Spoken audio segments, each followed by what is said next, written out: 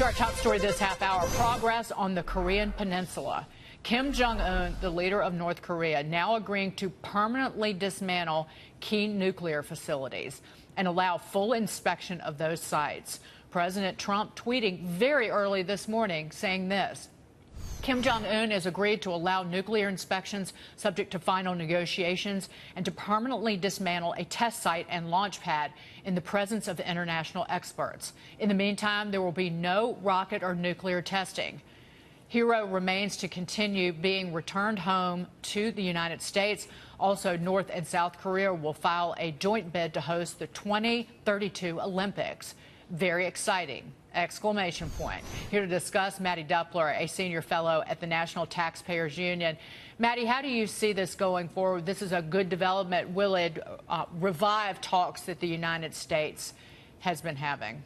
Right. Well, that's always the question, right? Which is, with the current developments, when they're always positive on diplomatic terms, what do they mean for facts on the ground? Now, President Trump deserves credit for pursuing peace on the peninsula, and I mean making progress there more so than any of his predecessors. But how does the math there change? You know, one of the big players in the area, of course, is China. As the U.S. and China trade tensions continue to increase, we can't rely on them as a partner in this negotiation. So really, for the Trump administration, what we need to see is some of these leverage points change. North Korea continuing to say that they will come to the table and talk about de-armament. That, of course, is encouraging. But until we see actual facts on the ground change, I would remain just a little bit cautious.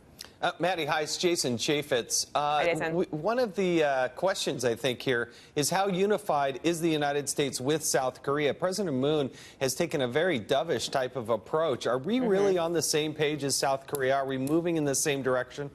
Well, again, I return to that question of China as the major player in the area. China, of course, wants to see North Korea not become a major superpower there, but at the same time, they have already expressed how they don't want South Korea either to have an American presence or to have a big military presence in the area, because they see South Korea also as a threat. So the South Korea and the United States relationship, of course, has always been very strong, and there's a long history there of the United States supporting South Korea as one of the marginalized entities in the area. So moving forward, Donald Trump should continue to express support for Moon and for his efforts to create peace on the peninsula. Because remember, South Koreans, North Koreans, they still see this as a long-standing conflict that doesn't have resolution here. This is something that continues for the past 50, 60 years. And the United States has, until recently, kind of let the peninsula play that out. So it's good to see, I think, the Trump administration continue to express support for the South Korean people and for the administration there. But like I said, we need to see actual commitments and actual things change on the ground in North Korea